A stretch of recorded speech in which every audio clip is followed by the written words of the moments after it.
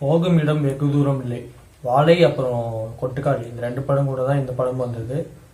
அந்த படத்துக்கு எவ்வளோ தேட்டர் ஒதுக்குனாங்களோ அது 20% கூட இருக்காதுன்னு நினைக்கிறேன். எங்கள் ஊரில் பார்த்தீங்கன்னா நைட் ஷோ ஒன்று போட்டு வச்சுருக்காங்க. சரி, ஒரு ஷோ தான் கொடுக்குறீங்க, கொஞ்சம் நல்லா பகலில் பார்த்து தரலாமே. போதுமான தேட்டர்ஸ் கிடைக்காதனாலே இந்த படம் வந்ததே பாதி மக்கள் தெரில. ஒன்று இங்கே வாழை படம் போயிடுறாங்க, இல்லை வாழை டிக்கெட் கிடைக்காதவங்க கொட்டுக்காளி போயிடுறாங்க. விமலுங்கிறவர் ஒரு காலத்தில் எப்படி இருந்த நடிகர், அதுதான் ரொம்ப கஷ்டமாக போச்சு.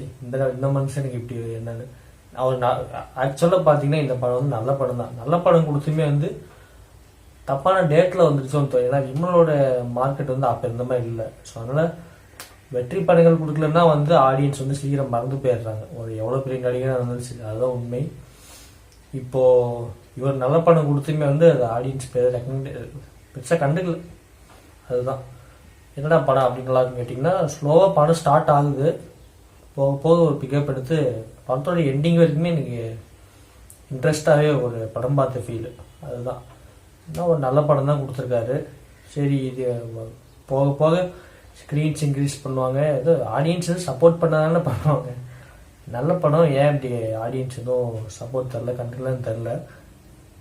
டைம் இருந்தால் பாருங்கள் தேட்டரில். ஓகே, வாழை படம் தான் நான் பார்ப்பேன், கொட்டுக்காளி தான் பார்ப்பேன் அப்படின்னா இந்த படமும் பார்க்க ட்ரை பண்ணுங்க. இல்லை 3ல் ஏதாவது ஒன்று தான் பார்க்க முடியும்னா இதுவும் ஒரு ஆப்ஷனாக வச்சுக்கோங்க. ஆப்ஷனாவது ஒரு கன்சிடர் பண்ணுங்க. அதுதான் நான் சொல்ல வருது.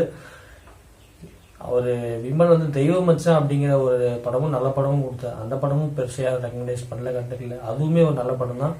அதே மாதிரி இப்போ ஒரு தரமான ஒரு த்ரில்லர் மாதிரி ஒரு படம் கொடுத்துருக்காரு. த்ரில்லர் தான் ஆக்சுவலாக நல்லா தான் இருந்தது.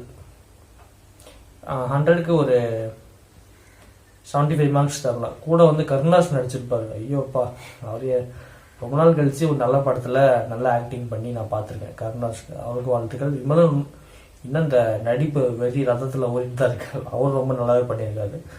ஒரு 4-5 கேரக்டர் தான் இந்த மெயின் கேரக்டர். மீதியெல்லாம் இந்த கும்பலாக ஃபேமிலியோட வந்துட்டு போகிற மாதிரி இருக்கும். மற்ற கேரக்டர்லாம் எல்லோருடைய நடிப்பு நல்லா இருந்தது. எல்லாம் படம் 20-25 நிமிஷம் கொஞ்சம் ஸ்லோவாக ஒரு அந்த படத்தோட டோனை செட் பண்ணிவிட்டு அதுக்கப்புறம் படம் நல்லா இருந்தது. பாருங்கள் டைம் இருந்தால்.